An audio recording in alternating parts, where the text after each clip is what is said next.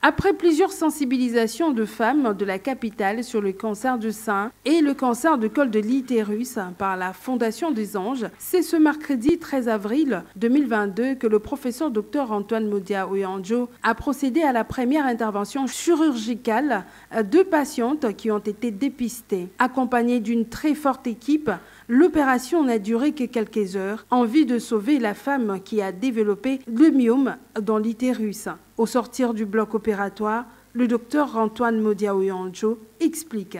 Aujourd'hui, en fait, on a commencé, comme vous l'avez dit, avec les interventions de ces patientes que nous avons dépistées, certaines porteuses de maladies comme celle que vous avez eue aujourd'hui.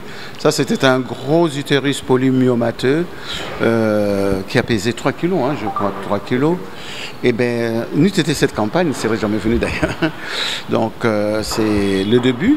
Mais nous avons toute une semaine, je crois, pour ces genres d'interventions. La campagne continue. Nous avons aujourd'hui, par exemple, il y a un programme de 100 malades, 100 agents du ministère de l'économie que nous avons sensibilisés et qui ont commencé à venir pour les dépistages. Mais vous avez vu aujourd'hui combien nous étions dans une salle d'opération.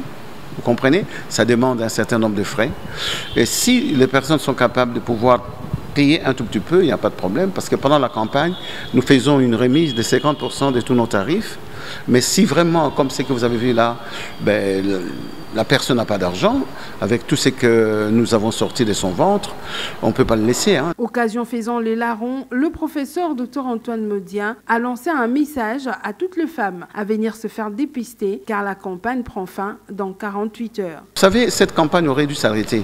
Mais on a eu quand même une certaine influence de ces femmes qui venaient de partout. Alors on leur a donné cette chance, on a prolongé, qu'elles viennent nous voir.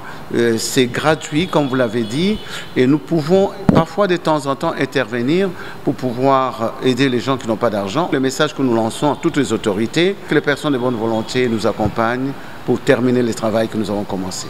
Notons que la campagne de dépistage gratuit de maladies gynécologiques a été lancée le 5 mars 2022 à la salle du Congrès du Palais du Peuple.